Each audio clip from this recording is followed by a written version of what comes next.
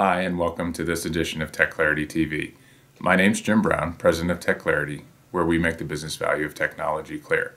Today I'd like to talk to you a little bit about collaborating across the supply chain and how social technologies can help. I'd like to share a little bit about some of the research that I've done in the past. Really, I've looked at product collaboration and how social technologies are really helping evolve the way we share information and ideas over time. I then looked at how product development is taking advantage of those technologies, and then really gone to social business collaboration and trying to understand how social technologies and social computing can be applied in a business-ready way to share information between people that need it. I think we've seen social computing have a big impact in our personal lives, and what I'm researching is really how it's impacting our professional lives. So just to start, product development is a team sport. I've said that many times, and it's not just sharing information and collaborating with people inside your company, but it's also outside. And sharing information inside your company is certainly not an easy thing for most people to do. Trying to share information with somebody from compliance or quality to get their input on a design, for example, is not always a straightforward thing. But when we start to extend it out to other people in the supply chain, and maybe we haven't even started using any advanced techniques like open innovation or open source innovation or co-creation, anything like that, but just trying to do product development, there's plenty of input that we can get from suppliers, from customers, and from others that can really help improve the way we develop products. So first, let's talk about doing it the right way and what the formal way of sharing information is. Putting together a centralized product data management (PDM) or product lifecycle management (PLM) system behind the firewall is certainly the most formal, structured way to share information. It's got a lot of advantages in terms of security and in terms of sharing information, and certainly has been proven successful in many situations. It integrates a lot of data around products, processes, projects, and even portfolios. Sometimes, though, it does fall down in ad hoc collaboration where we don't have as formal processes defined.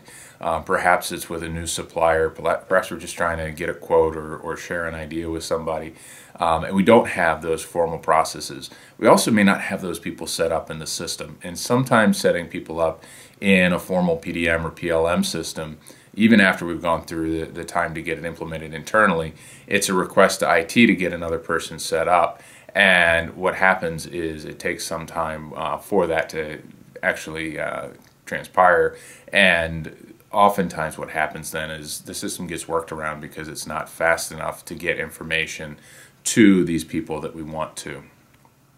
So another way to work is to then connect, on a point-to-point basis, connect different PDM or PLM systems so that instead of having to set somebody up in your system, when you go to work with a supplier, what we do is have information exchanged directly between the enterprise systems.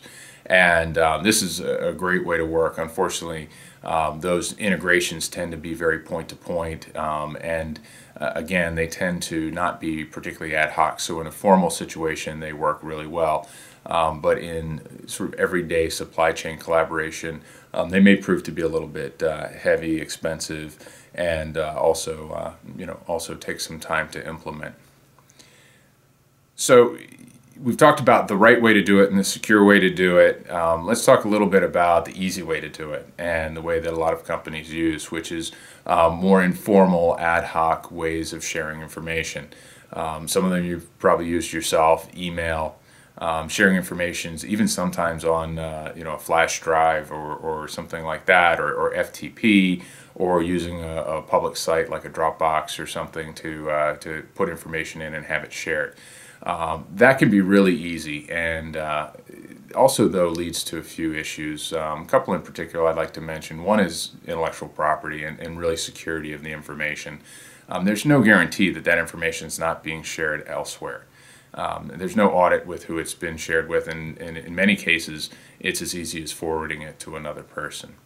Another thing that happens, though, is because it's asynchronous communication and it's not a centralized set of data, is you get data replication issues and data duplication issues. So I've emailed the design, I make an engineering change, I email the other design. Well, maybe that design gets to them in email and maybe it doesn't. Maybe they pull up an old version of it.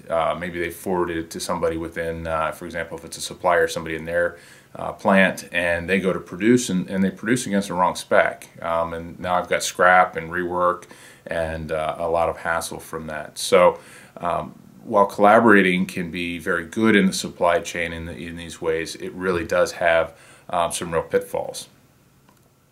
So one of the things that social business collaboration really does is trying to balance that level of control and security in the formal systems with the ease of which we can share information in social computing and social media ways.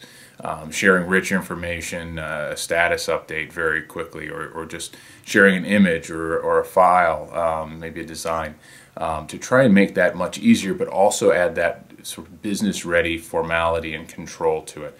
And to make it, handle the security and the data replication issues that these normal ad hoc ways don't address. So having a centralized place for the information, so we always know we have the current revision, and then having controlled access to it, not at the level of behind the firewall, perhaps.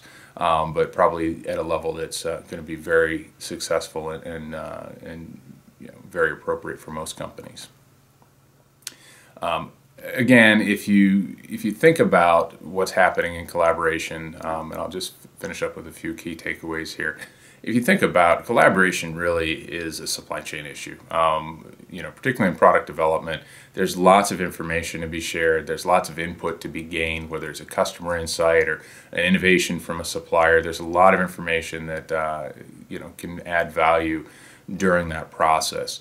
The formal ways of sharing that information traditionally have worked, but when you move to the supply chain, they tend to be a little bit too formal. They tend to be a little bit slow to set up between partners, particularly when it's ad hoc collaboration and more virtual agile partnerships that you may be putting together with the supply chain, almost in a virtual supply chain way.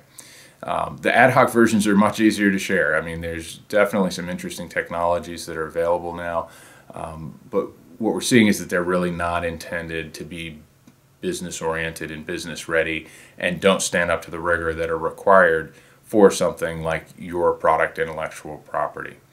So social business collaboration really is out to strike the balance between those things, take advantage of the best of the control and the centralization that you can gain from a PLM or PDM system, but then also to do it in a more easy to share way, a more modern way, and something that's easier to access simply through a web browser. So with that, I hope you're able to take something away from this short broadcast. I'd really like to continue this conversation. If you'd like to join me on my website, my blog, find me on Facebook, TechClarity on Facebook, or on Twitter. We'd love to talk to you. And I'd also like to give a special thanks to Nuage. Nuage provides a social business collaboration platform, and they've sponsored this TechClarity TV episode. Thank you again.